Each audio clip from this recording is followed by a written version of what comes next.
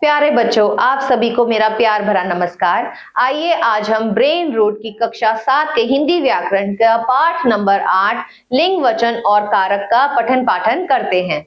लिंग, पढ़ो और समझो। दादाजी बाग में घूम रहे हैं, दादी जी सिलाई कर रही हैं। ऊपर दो वाक्य दिए गए हैं। पहले वाक्य में दादाजी, तो दादाजी का नाम सुनते ही हमें पुरुष जाति का बोध होता है, और वहीं दूसरे वाक्य में दादी जी को सुन के हमें स्त्रीलिंग का बोध होता है। तो ऐसे शब्द जिनसे हमें पुरुष जाति या स्त्री जाति का बोध होता है उन्हें हम लिंग शब्द कहते हैं। लिंग के दो भेद होते हैं बच्चों। दो भेद कौन से हैं? पुल्लिंग और स्त्रीलिंग। तो पुल्लिंग, जिसको हम मैस्कुलाइन जेंडर भी बोलते हैं, शब्द के जिस रूप से पुरुष जाति का बोध हो उसे हम पुल्लिंग कहते हैं, जैसे अध्यापक, भाई, हाथी, मोर आदि। पुल्लिंग की पहचान, पुल्लिंग के अंतर्गत देश, ग्रह, द्वीप, सागर, पर्वत, वृक्ष, समय, दिन, महीने, अनाज, रत्न, धातु, वर्णमाला के अक्षर, पदार्थ, शरीर के अंग आदि शब्द आते हैं। ये सदैव पुल्लिंग ही कहलाए जाते हैं। तो कौन कौन से हैं? जैसे देश हो गए, ग्रह हो गए, द्वीप हो गया, सागर, पर्वत, वृक्ष। देश में जैसे भारत, अमेरिका, रूस, नेपाल, फ्रांस आदि। ग्रह मंगल, सूर्य, चंद्र, राहु, केतु। द्वीप में लक्षद्वीप, एशिया, ग्रीनलैंड। सागर में हिंद महासागर, प्रशांत महासागर, लाल सागर आदि। पर्वत में हिमालय, विंध्याचल, सतपुरा। वृक्ष में देवदार, चिनार, बरगद, पीपल। समय घंटा, पल, क्षण, दिन सोमवार, मंगलवार, बुधवार। महीने में भी अनाज के नाम या धातु जैसे सोना हो गया, लोहा, पीतल, ये सब पुल्लिंग शब्दों में आते हैं। शरीर के अंग हाथ, पैर, गला, नाक, ये सब हम पुल्लिंग में बोलते हैं। अ, आ, आव, पा, पन, क, तत्, आवा तथा औड़ा से अंत होने वाली संज्ञाएं पुल्लिंग होती हैं, जैसे कि अ से खेल, रेल, आ से लोटा, मोटा, पा से बुढ़ापा, मोटापा, पन से लड़कपन, अपनापन। मच्छर, गेंडा, कोआ, भालू, तोता, गीदड़, जिराफ, खरगोश, जेब्रा आदि सदैव पुल्लिंग ही रहते हैं। स्त्रीलिंग, जो शब्द स्त्री जाति का बोध कराते हैं उन्हें हम स्त्रीलिंग शब्द कहते हैं। स्त्रीलिंग की पहचान, स्त्रीलिंग के अंतर्गत नक्षत्र, नदी, बोली, भाषा, तिथि, भोजन आदि के नाम आते हैं। जैसे नक्षत्र अश्विनी, रेवती, मृगशिरा। नदी गंगा, यमुना, सतलुज, रावी, व्यास, गोदावरी। बोली में मेवाती, ब्रज, खड़ी बोली, बुंदेली। भाषा में हिंदी, अंग्रेजी, फारसी। भोजन में रोटी, दाल, सब्जी। अ, त, आई, आवट, या, आहट आदि प्रत्यय लगाकर भी स्त्रीलिंग शब्द बनते हैं। आ से भाषा, कविता। ता से गीता, ममता। आई से सगाई, मिठाई। आवट से सजावट, बनावट। या से कुटिया, बुढ़िया, चुटिया, चिड़िया। शरीर के अंगों के नाम भी स्त्रीलिंग होते हैं, जैसे आंख, नाक, जीभ, पलके, ठोडी।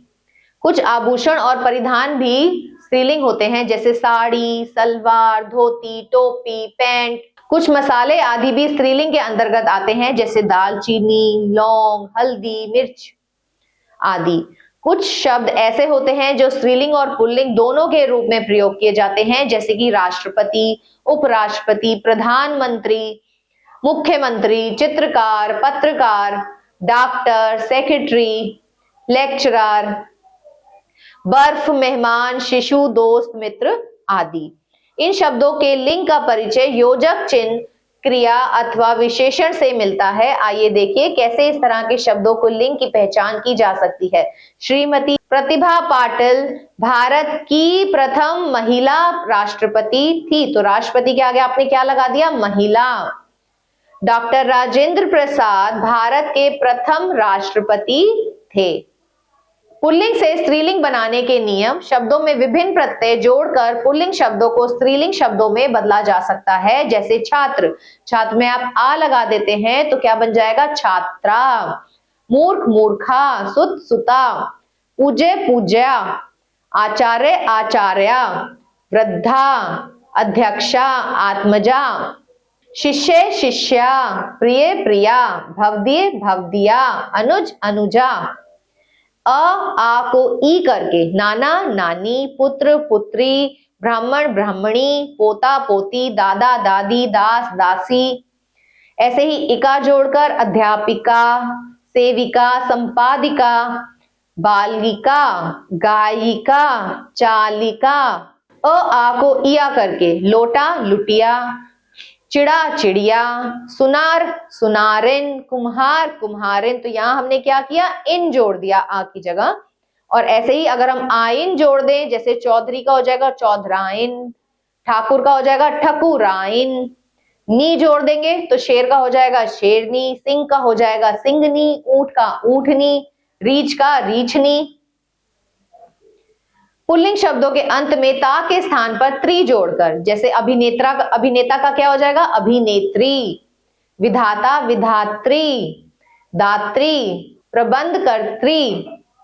और ऐसे ही शब्दांत के इन्हीं जोड़कर भी कुछ स्त्रीलिंग शब्द बनाए जाते हैं, जैसे तपस्वी का हो जाएगा तपस्विनी, अभिमानी, यशस्विनी, हंसिनी। हिंदी भाषा में बहुत से ऐसे शब्द हैं जिनका रूपलिंग परिवर्तन के समय पूरी तरह परिवर्तित हो जाता है, जैसे बैल का क्या हो जाएगा गाय, सम्राट का हो जाएगा सम्राज्ञी, कवि का हो जाएगा कवियत्री, नर का मादा, बिलाव का बिल्ली, विद्वान विदुषी, फूफा बुआ, पुरुष स्त्री, पिता माता, वीर वीरांगना, वर वधु, राजा रानी, पति पत्नी। कुछ पुल्लिंग शब्दों के साथ मादा लगाकर स्त्रीलिंग बनाए जाते हैं, जैसे तोता। तोता का आप तोती थोड़ी लिखोगे, तो क्या हो जाएगा मादा तोता। उल्लू का मादा उल्लू, मच्छर का भी हो जाएगा मादा मच्छर, मादा मगरमच्छ, मादा खरगोश, मादा भेड़िया। कुछ स्त्रीलिंग शब्दों के साथ नर लगाकर पुल्लिंग बनाए जाते हैं, जैसे कोयल का हो जाएगा नर कोयल, छिपकली का नर छिपकली, तितली का नर तितली, भेड़ का नर भेड़, मकड़ी का नर मकड़ी। लिंग का शाब्दिक अर्थ होता है चिन्ह। तो लिंग का क्या अर्थ होता है, लिंग का शाब्दिक अर्थ होता है चिन्ह। लिंग के दो भेद होते हैं बच्चों, कौन कौन से, पुल्लिंग और स्त्रीलिंग। पुरुष जाति का बोध कराने वाले शब्द रूप पुल्लिंग कहलाते हैं, और वहीं स्त्री जाति का बोध कराने वाले शब्द स्त्रीलिंग कहलाते हैं। देश, ग्रह, द्वीप, सागर, वृक्ष, पर्वत, समय आदि सदैव पुल्लिंग होते हैं। बोली, नदी, भाषा, ये सारे शब्द जो होते हैं ये स्त्रीलिंग होते हैं। लिंग किसे कहते हैं, जो शब्द हमें पुरुष जाति या स्त्री जाति का बोध कराते हैं, ऐसे शब्दों को हम लिंग कहते हैं।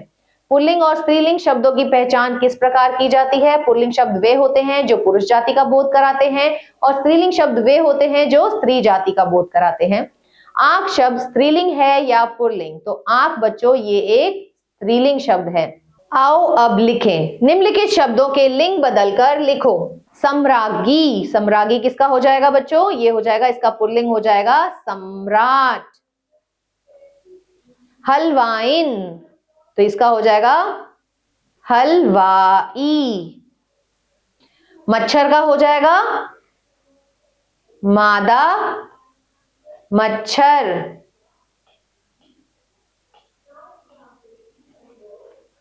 गुणवान का हो जाएगा गुणवती। ऐसे ही बच्चों विधुर का हो जाएगा विधवा। बिल्ली का हो जाएगा बिलाव।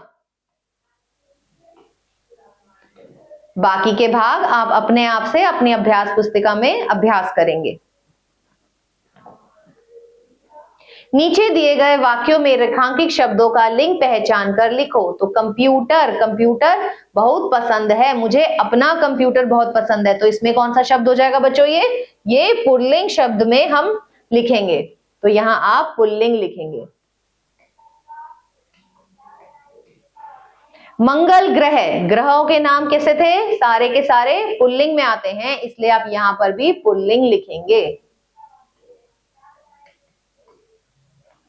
रानी लक्ष्मीबाई वीरांगना थी, तो रानी लक्ष्मीबाई कैसा नाम, कैसा बोध करा रहा है, ये स्त्रीलिंग का बोध करा रहा है। मेरे अंगूठे में चोट लग गई है, तो ये कैसा हो गया, अंगूठा हो गया आपका अंगूठे में स्त्रीलिंग। रवि ने अपने मित्र के साथ बेईमानी की, तो रवि जैसे कि हमें पता है ये एक पुल्लिंग का बोध करा रहा है, तो हम यहाँ पे पुल्लिंग लिखेंगे। दिए गए वाक्यों में लिंग बदलकर दोबारा लिखें। लता का बहनोई अमेरिका में रहता है, तो आप यहाँ पे कैसे लिखेंगे, लता की बहन अमेरिका में रहती है। नाना जी ने अपने पोते को गले से लगाया, तो हम यहाँ पे कैसे लिखेंगे, नानी जी ने अपनी पोती को गले से लगाया। ग्वाला दूध में पानी मिलाकर लाया है, तो हम यहां लिखेंगे ग्वालिन दूध में पानी मिलाकर लाई है। इसी तरह बाकी के पार्ट्स बच्चों आप अपने आप से अपनी अभ्यास पुस्तिका में अभ्यास करेंगे। निम्नलिखित वाक्यों को शुद्ध करके लिखो। गंगा भारत का पवित्र नदी है, तो इसको शुद्ध जब हम करेंगे तो क्या हो जाएगा, का हो जाएगा बच्चों की। गंगा भारत की पवित्र नदी है। विद्या का भाई डॉक्टर बन गई, तो गई नहीं होगा, यहाँ पे आएगा गया। परीक्षा समाप्त होने पर मैंने चैन की सांस ली। परीक्षा समाप्त होने पर मैंने चैन की सांस ली। चैन की, तो यहाँ पे का लिया है, तो आप यहाँ पे करेंगे चैन की। उसकी लिखावट बहुत अच्छा है, तो लिखावट बच्चों हम अच्छी है लिखेंगे। रवि विद्यालय जा रही है, तो नहीं, रवि विद्यालय जा रहा है। ऐसे 5 शब्द लिखो जो सदा पुल्लिंग स्त्रीलिंग की तरह प्रयोग किए जाते हैं, तो यहाँ पर बच्चों आप कोई भी 5 शब्द लिखेंगे जो पुल्लिंग की तरह ही उपयोग में लाए जाते हैं, जैसे कि पेड़ों के नाम लिख सकते हो देवदार, आप ग्रहों के नाम लिख सकते हो राहु, केतु, और आप सागर के नाम लिख सकते हो जैसे कि प्रशांत महासागर,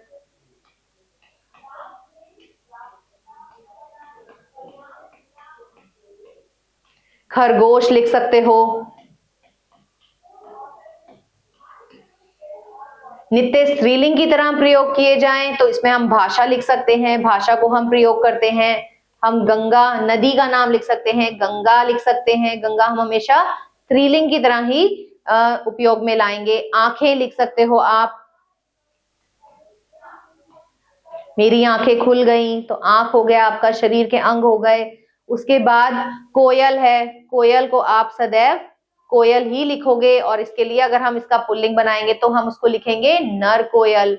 और स्त्रीलिंग के लिए हम कौन सा शब्द यूज कर सकते हैं, किसी भी नदी का नाम आप लिख लो, भाषा आंखें कोयल, गुजराती लिख लो, करके देखो। कई शब्दों का प्रयोग दोनों लिंगों में समान रूप से होता है, ऐसे शब्दों को छांटकर अपनी डायरी में लिखो। तो ये काम आपको गृह कार्य है आपका, जो आपको करना है।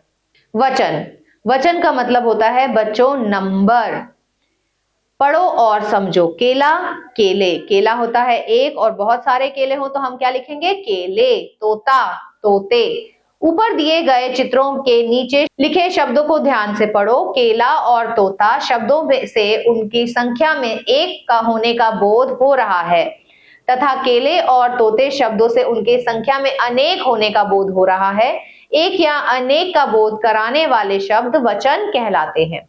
शब्द के जिस रूप से उसका एक या एक से अधिक होने का बोध होता है उन्हें हम वचन कहते हैं। और बच्चों हिंदी भाषा में वचन 2 प्रकार के होते हैं, एक वचन और बहुवचन। एक वचन शब्द का वह रूप जो एक प्राणी, एक वस्तु अथवा एक पदार्थ का बोध कराता है, एक वचन कहलाता है। जैसे गुलाब के पौधे पर एक फूल खिला है, तो एक क्या हो गया, यहाँ पे हमें एक चीज का बोध करा रहा है, इसलिए ये एक वचन हो गया।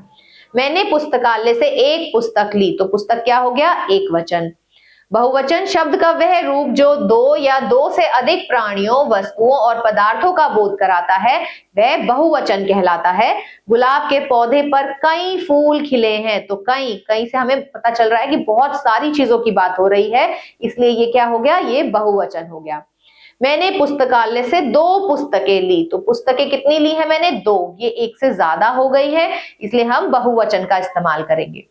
वचन की पहचान। हिंदी भाषा में वचन पहचानने के कुछ नियम है जिसके आधार पर आसानी से एक वचन और बहुवचन की पहचान की जा सकती है। जैसे लड़की खिलौने से खेल रही है, लड़कियां खिलौनों से खेल रही हैं। जोकर खेल दिखा रहा है, जोकर खेल दिखा रहे हैं। बच्चे, आपने उपयुक्त वाक्य में पढ़ा और जाना कि लड़की शब्द वचन परिवर्तन के समय बदल गया। भाई हमने लड़की लिखा तो लड़की एक थी, जबकि जोकर ऐसा शब्द है जो वचन परिवर्तन के समय परिवर्तित नहीं हुआ, उसका रूप पहले जैसा ही बना रहा।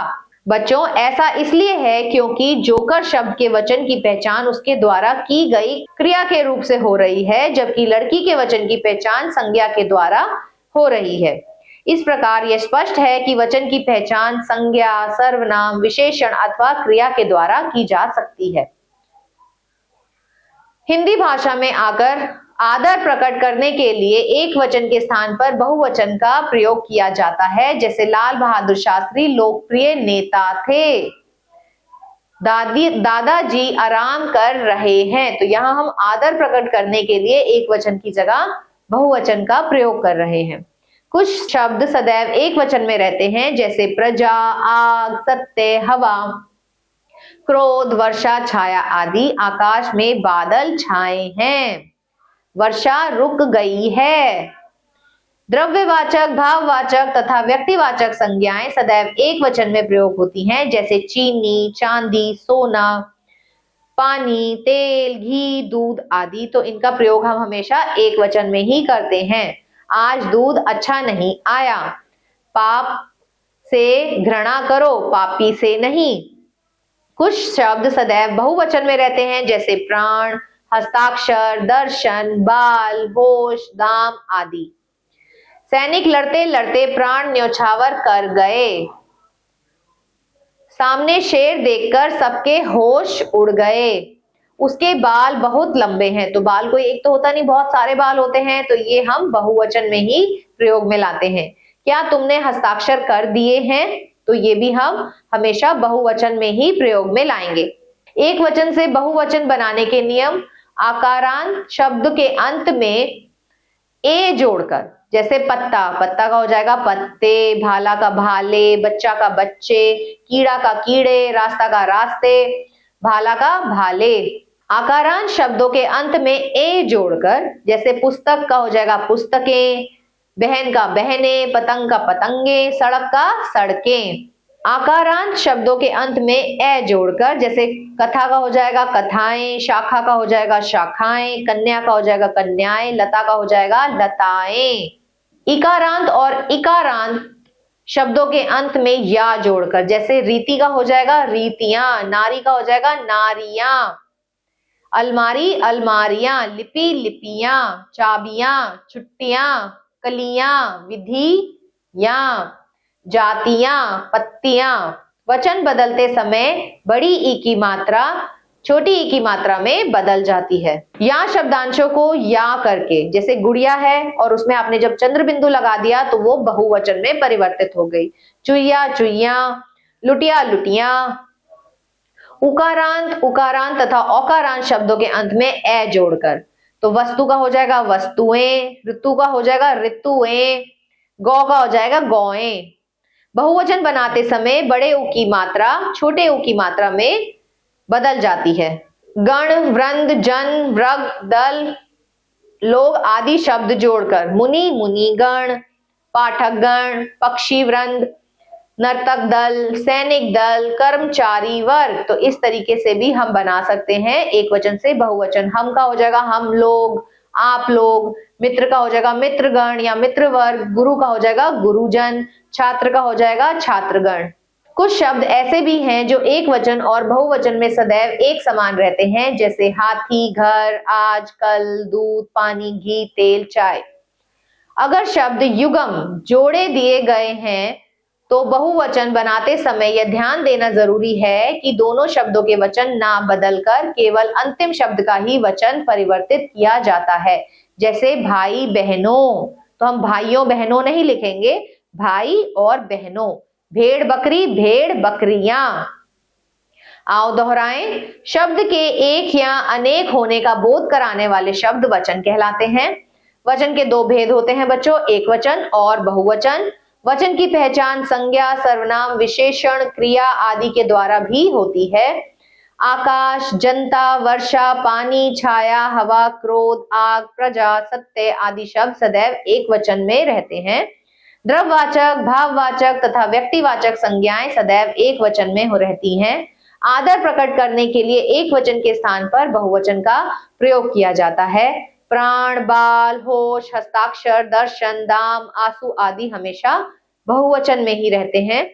हाथी, घर, आज, कल, दूध, पानी, घी, तेल, चाय आदि शब्द एक वचन तथा बहुवचन में सदैव एक समान रहते हैं। शब्द युग्मों का वचन परिवर्तन करते समय दोनों शब्दों के वचन बदलने के स्थान पर सिर्फ अंतिम शब्द का ही हम वचन बदलते हैं।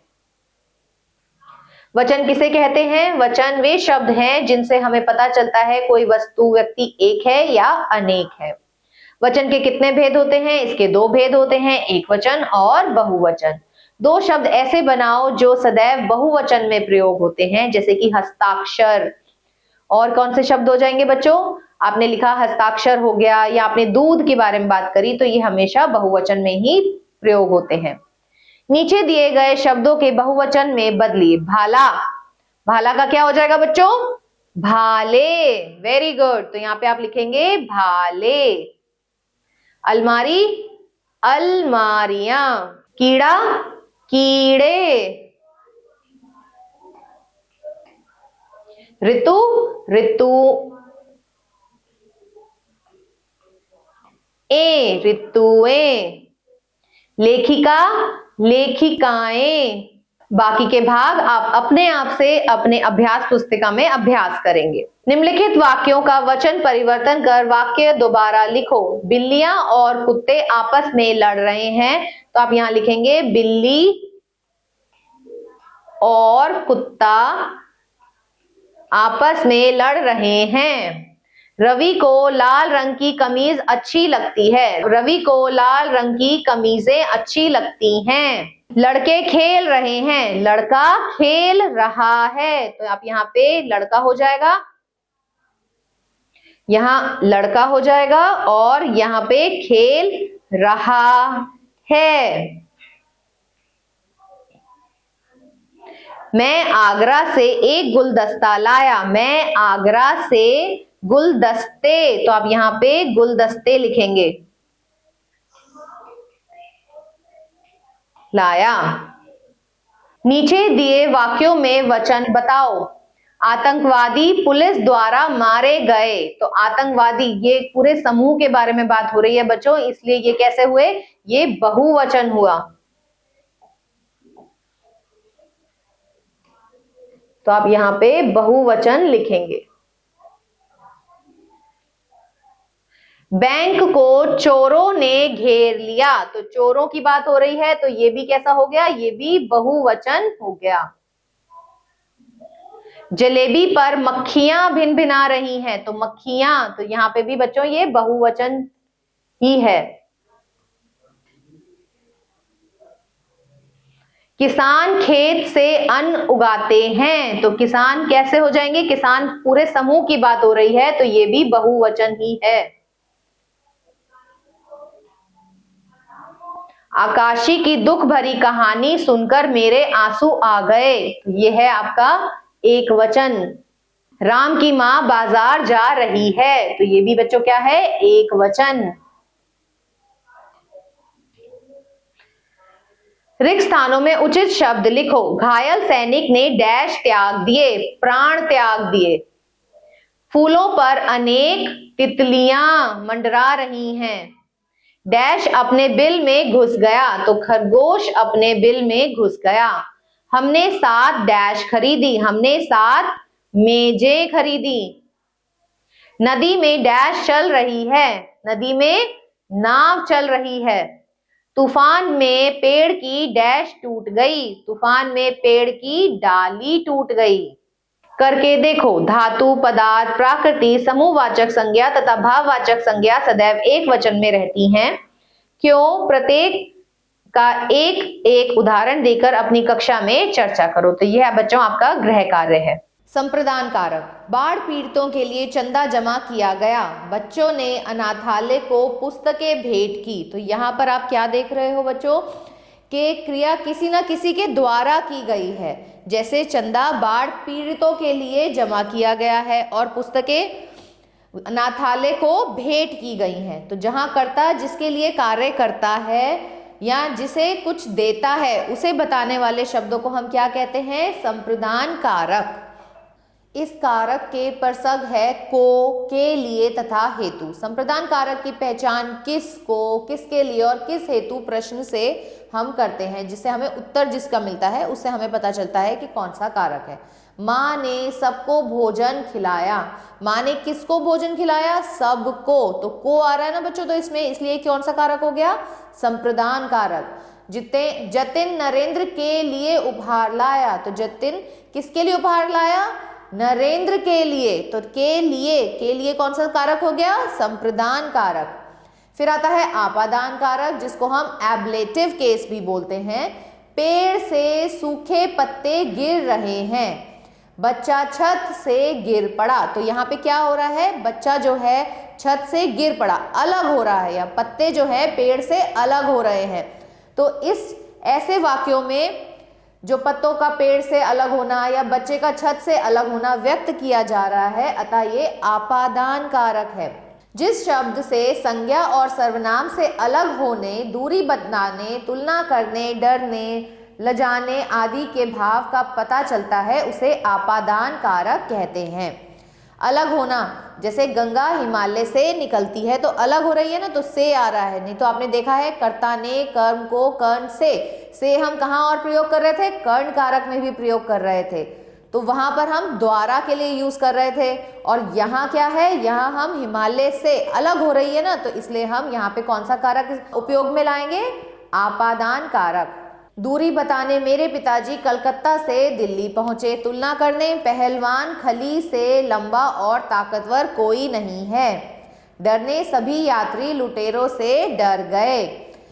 अपादान कारक की पहचान के लिए क्रिया के साथ कहाँ से, किस से लगाकर प्रश्न किए जाते हैं। जैसे रमा शीतल से सुंदर है। तो रमा किससे सुंदर है? शीतल से। बाघ शिकारी से डर गया। तो बाघ किससे डर गया? शिकारी से डर गया। कर्ण दुकान से कपड़े लाया। कहाँ से लाया कपड़े? दुकान से। कर्ण और आपादान कारक दोनों का प्रसंग से होता है, परंतु दोनों में अंतर है। जैसे हमने अभी बात करी थी, कर्ण कारक में से का प्रयोग किसके लिए होता है? साधन के अर्थ को जताने के लिए, जबकि आपादान कारक में से का प्रयोग होता है अलग होने के लिए। संबंध कारक, हेमंत अपने भाई की मदद कर रहा है। तो संबंध कारक में हम क्या यूज करते हैं? हम उपयोग में लाते हैं का, की, के, रा, री, रे। राजीव का बल्ला टूट गया। तो यहाँ पर जो वाक्य है, भाई का संबंध हेमंत से, बल्ले का संबंध राजीव से, अतः यहाँ संबंध कारक है। जिस शब्द से दो संज्ञाओं अथवा सर्वनामों का आपसी संबंध ज्ञात होता है वह संबंध कारक कहलाता है। तो इसके परसर्ग क्या है? काकी, के, रारी, रे, नानी, रे, ने। संबंध कारक की पहचान के लिए संज्ञा और सर्वनाम के साथ किसका, किसकी, किसके, किसने आदि शब्दों का लगाकर प्रश्न करके हम उसका उत्तर प्राप्त करते हैं। जैसे यह महेंद्र सिंह धोनी का घर है। यह घर किसका है? महेंद्र सिंह धोनी का।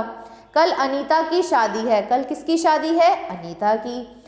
वरुणा दादाजी के साथ स्कूल गई। किसके साथ स्कूल गई? दादाजी के साथ। अधिकरण, मछली पानी में रहती है। रक्षाबंधन पर बहनें भाइयों को राखी बांधती हैं। तो जिसमें जो में शब्द है और जो हमारा पर है, ये हमें किस चीज के बारे में? क्रिया के स्थान, उसके समय, अवसर आदि का ज्ञान कराते हैं। तो इन्हें हम बोलते हैं अधिकरण कारक। अधिकरण कारक के प्रसर्ग में तथा पर होते हैं। अधिकरण कारक की पहचान के लिए वाक्य में क्रिया के साथ कहाँ लगाकर प्रश्न किया जाता है? कुल्फी में पिस्ता बादाम डाला जाता है। तो पिस्ता बादाम कहाँ डाला जाता है? कुल्फी में। छत पर सोनिया की किताब रखी है, तो सोनिया की किताब कहाँ रखी है? छत पर। पेड़ पर मैना बैठी है, मैना कहाँ बैठी है? पेड़ पर। संबोधन कारक, ओ लड़के जरा सुन तो, अरे नमिता तुम कब आई। उपयुक्त वाक्य में लड़के तथा नमिता शब्दों का प्रयोग संबोधन के रूप में हुआ है और इनके साथ ओ तथा अरे प्रसंग लगे हैं। ये संबोधन कारक है। संबोधन कारक के प्रसंग अरे, हे आदि होते हैं। जिन शब्दों का प्रयोग किसी को बुलाने या पुकारने अथवा संबोधित करने के लिए किया जाता है वे संबोधन कहलाते हैं। तो आओ बच्चों दोहराते हैं। संज्ञा अथवा सर्वनाम को क्रिया से जोड़ने वाले चिन्ह कारक कहलाते हैं। कारक चिन्ह को परसर्ग भी कहते हैं। कारक के 8 भेद होते हैं: कर्ता, कर्म, कर्ण, संप्रदान, अपादान, संबंध, अधिकरण, संबोधन।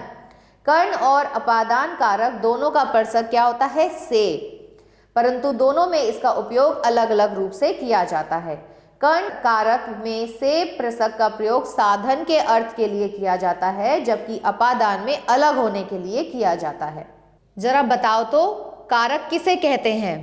संज्ञा और सर्वनाम के जिस रूप से उनका संबंध क्रिया से हमें बोध होता है उन्हें हम कारक कहते हैं। तो कारक के कितने भेद होते हैं बच्चों? कारक के 8 भेद होते हैं। उनका नाम आपको लिखना है और उनके 2-2 उदाहरण आपको लिखने हैं। संबंध कारक किसे कहते हैं? संबंध कारक वो होते हैं जो 2 संज्ञाओं या सर्वनामों के बीच में संबंध का बोध कराते हैं। आओ अब लिखें। दिए गए वाक्यों में रेखांकित कारक शब्दों के भेद बताओ। तो जैसे आप ख वाला पार्ट देखो बच्चों, बच्चा चारपाई से गिर गया, तो बच्चा चारपाई से अलग हो गया है, तो ये कौन सा कारक हुआ? ये हुआ अपादान कारक।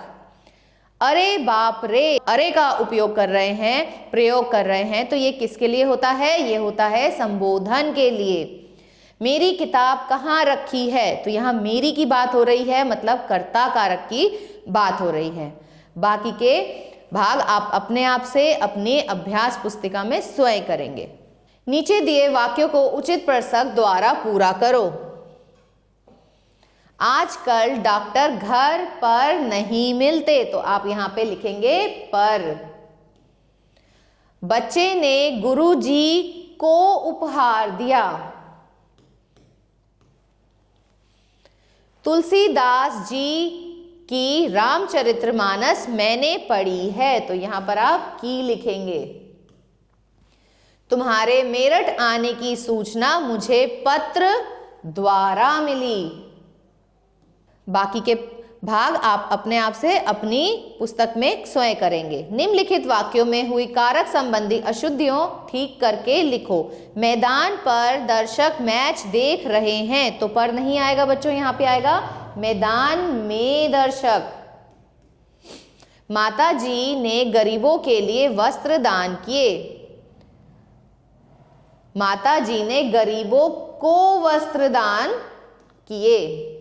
ईश्वर में हमें मेहनत करने को ही ये हाथ दिए हैं, ईश्वर ने हमें। ऐसे ही बाकी के भाग आप अपने आप से अपनी अभ्यास पुस्तिका में अभ्यास करेंगे। निम्नलिखित कारण चिन्हों का प्रयोग करते हुए एक एक वाक्य बनाओ। ने, राम ने बाजार से सेब खरीदे। से के लिए आप क्या लिख सकते हो? गंगा हिमालय से निकलती है। कि, राम की माता जी ने खाना बनाया। द्वारा, शाम ने हल द्वारा खेत को जोता। तो इसी तरीके से आप बाकी के शब्दों से वाक्य खुद बनाएंगे। रिक्त स्थानों में उचित कारक चिन्ह लिखो। किसी गांव में गंडरिये का एक लड़का रहता था। वह रोज भेड़ बकरियां चराने जंगल में जाता था। एक दिन उसे गांव वालों से मजाक करने की इच्छा हुई। वह एक पेड़ पर चढ़ा और चिल्लाने लगा, बचाओ बचाओ, भेड़िया आया, भेड़िया आया। इसी तरीके से बच्चों आप ये कहानी को अपने आप से कारक चिन्हों द्वारा भरेंगे और इसे कंप्लीट करेंगे। इसी के साथ ये पाठ यहीं समाप्त होता है। आशा करती हूँ आपको ये पाठ अच्छे से समझ आया होगा। मिलते हैं अगले पाठ में। आभार।